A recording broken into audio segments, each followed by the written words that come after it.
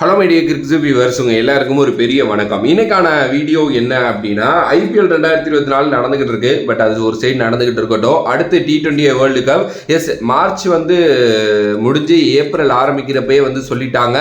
மேவோட first வீக்லேயே பார்த்தீங்க அப்படின்னா definitely ஸ்குவாடை announce பண்ணி ஆகணும். அதுவும் இந்த ஏப்ரல் எண்டுக்குள்ளேயே ஸ்குவாட் அனௌன்ஸ்மெண்ட்லாம் வந்துடும் அப்படிங்கிற மாதிரி ஒரு நியூஸ் பார்த்தீங்க அப்படின்னா போயிட்டு இருக்கு.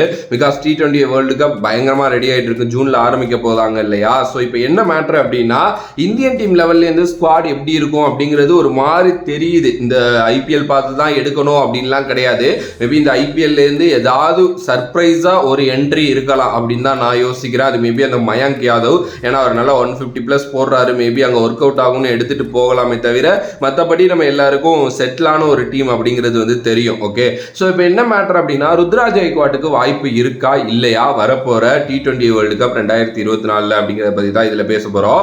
ஸோ ஓப்பனர் அப்படிங்கிற கேட்டகரியில் பார்த்தீங்க அப்படின்னா, ஒரு சைடு ரோஹித் சர்மா கன்ஃபார்ம், அந்த ஒரு இதில் எந்த ஒரு டவுட்டும் இல்லை. இன்னொரு சைடு பார்த்தீங்க அப்படின்னா சுக்மன் கில் இருக்காரு. சுக்மன் கில் நம்ம எல்லாருக்குமே தெரியும், T20 சைடு இன்டர்நேஷனலில் பெருசாக அவர் ஒன்றும் பண்ணது கிடையாது தான் ஆப்வியஸ்லி. பட் ஆனால் அவர் ஒரு கண்டினியூ ஓப்பனராக பார்த்தீங்க அப்படின்னா T20 சைடு வச்சுக்கிட்டே இருந்திருக்காங்க. அட்லீஸ்ட் ஒரு பேக்கப்புக்காவது பார்த்தீங்க அப்படின்னா அவரை ட்ரை பண்ணிட்டு இருந்திருக்காங்க. அப்படிங்கிறதுனாலையும் ஐபிஎல் அவர் நல்லா பண்ணிட்டு இருக்காரு, அந்த நல்ல டச்சில் இருக்காரு. அண்ட் அவர் பார்த்தீங்க அப்படின்னா ஒரு 3 ஃபார்மேட் பிளேயராகவும் மாறிட்டாரு. அப்படிங்கிறதுனாலையும் அவரை எடுத்துட்டு போறதுக்கு நிறைய சான்சஸ் இருக்கு. ஸோ கில் பார்த்தீங்கன்னா டெஃபினெட்லி ஆடுவார்.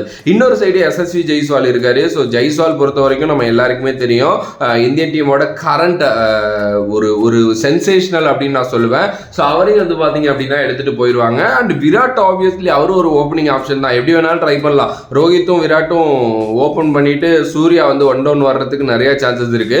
அப்படி பண்ணாங்க அப்படின்னா இன்னமும் செமையா மாறும். ஸோ மேபி விராட்டும் இருக்கிறதுனால எனக்கு தெரிஞ்சு ருத்ராஜ் கெய்க்வாட்டுக்கு இந்த வாட்டி T20 வேர்ல்டு கப்ல பெருசா சான்சஸ் இல்லை.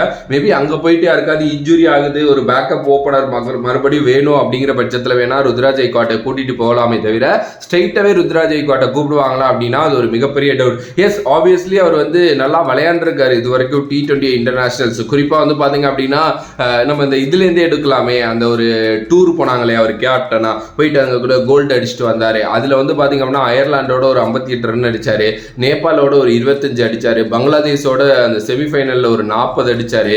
அதுக்கப்புறம் ஒரு ஆஸ்திரேலியா சீரீஸில் அவருக்கு வாய்ப்பு கொடுத்தாங்க. ஃபர்ஸ்ட் T20 டக் அவுட் ஆனாரு. அண்ட் செகண்ட் T20 பார்த்தீங்க அப்படின்னா 58 ரன் அவர் அடிச்சாரு 43 பால்ல.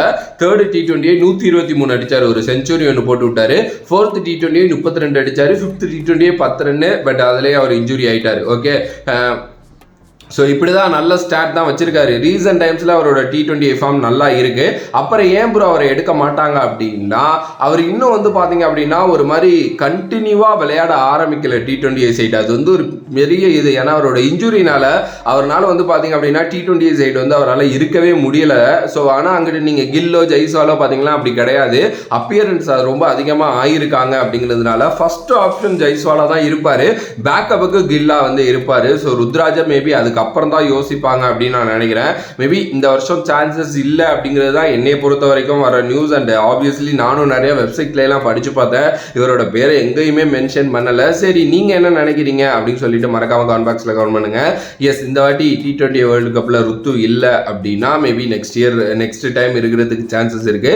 அண்ட் உங்களோட கருத்து என்ன இதை பத்தி மறக்காம கமெண்ட் பாக்ஸ்ல கமெண்ட் பண்ணிட்டு, if you like the video please like, share and subscribe to நம்மளோட கிரிக்ஸிப் சேனல். வேறொரு வீடியோல வேறொரு கான்செப்ட்ல உங்களை சந்திக்கின்றேன். Another bar from this is VJ Money. Love you all. Stay safe, மக்களே. Safe.